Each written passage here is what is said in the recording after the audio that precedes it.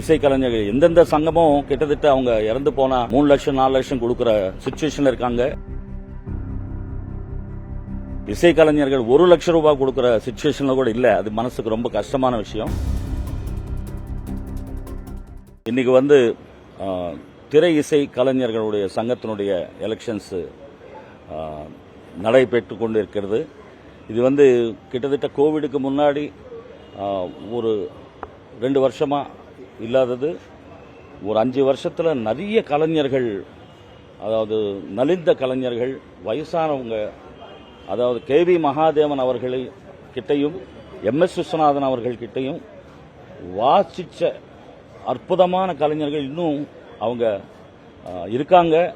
But நடக்க முடியாது, நிறைய நோய்கள், இந்த மாதிரி அவங்க பல சேவைகள் செஞ்சிருக்கிற நிறைய பேர். MP ஸ்ரீனிவாசன் அவர்கள் அந்த காலத்தில் ஆரம்பித்த முதல் யூனியன், சினிமா துறையிலேயே ஃபர்ஸ்ட் யூனியன் இசைக்கலைஞர்கள், மியூசிஷியன்ஸ் யூனியன். ஸோ இதுக்கு கட்டடமும் எதுவுமே சரியான முறையில் இந்த 5 வருஷத்தில் இளையராஜா சார் எங்களுக்கு ஹெல்ப் பண்ணலாம் அப்படின்னு சொல்லிட்டு பார்க்கும்போது கோவிட் வந்தது. ஸோ மென்மேலும் இன்னைக்கு வரக்கூடிய ஆட்சி கண்டிப்பாக இசை கலைஞர்களுக்கு இப்போ அசோசியேட் மெம்பர்ஸ் நிறைய உருவாயிருக்காங்க.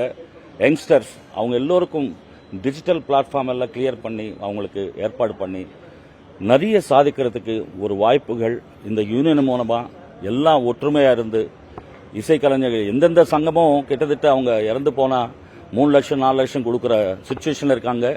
இசைக்கலைஞர்கள் 1 லட்சம் ரூபாய் கொடுக்கிற சிச்சுவேஷன்ல கூட இல்ல. அது மனசுக்கு ரொம்ப கஷ்டமான விஷயம். ஸோ இனிமே வந்த இளைஞர்கள் எல்லோரும் ஒன்றாக இருந்து இந்த இசை கலைஞர்கள் சங்கத்தை ஒரு நல்ல நிலைக்கு கொண்டு வரணும்னு சொல்லி, ஒரு பாடகரா 40 வருஷமா ஒரு 25,000 பாடல் பாடுறதுக்கு இறைவன், மியூசிஷியன்ஸ் இவங்க எல்லாம் சப்போர்ட் இல்லைன்னா நான் பாடிருக்க முடியாது. ஸோ அவங்க எல்லாம் நல்லா இருக்கணும்ன்ற ஒரு எண்ணத்தில் நாங்கள் எல்லாம் ஓட்டு போடுறோம். கண்டிப்பா நிச்சயமா தர்மம் வெல்லும் அப்படின்றது தான் என் நம்பிக்கை. தேங்க்யூ. இது எல்லாரும் மகிழ்கிற இசைக்கலைஞர்களுக்கு இப்ப இந்த கட்டிடம்ன்றதே ஒரு இதா இருக்கு. கண்டிப்பா இப்போ இதுக்கு நிச்சயமா பழைய பிரசிடென்ட் தினாவை தான் நான் கூடுவேன். தினாவை கொஞ்சம் முயற்சி எடுத்து அவர் பண்ணிருந்தா நிறைய சப்போர்ட் பண்றதுக்கு மியூசிஷியன்ஸ், கம்போசர்ஸ் எல்லாரும் ரெடியா இருந்தாங்க. நம்ம போய் கேட்டாதான் தாய் சோறு போடும். அந்த மாதிரி எல்லாரும் போய் அங்க ஒர்க் பண்ணி இசை கலைஞர்களுக்கு செய்ய வேண்டியது. கோவிட்ல கூட சரியா யாருக்கும், நான் பர்சனலா நான் கிட்டத்தட்ட ஒரு எவ்ரி மந்த் ஒரு 250 பேருக்கு நான் சாப்பாடு ஒரு அந்த இன்கிரீடியன்ஸ் அமைச்சிருந்தேன். அந்த அளவு கூட யூனியன்ல இருந்து செய்யல.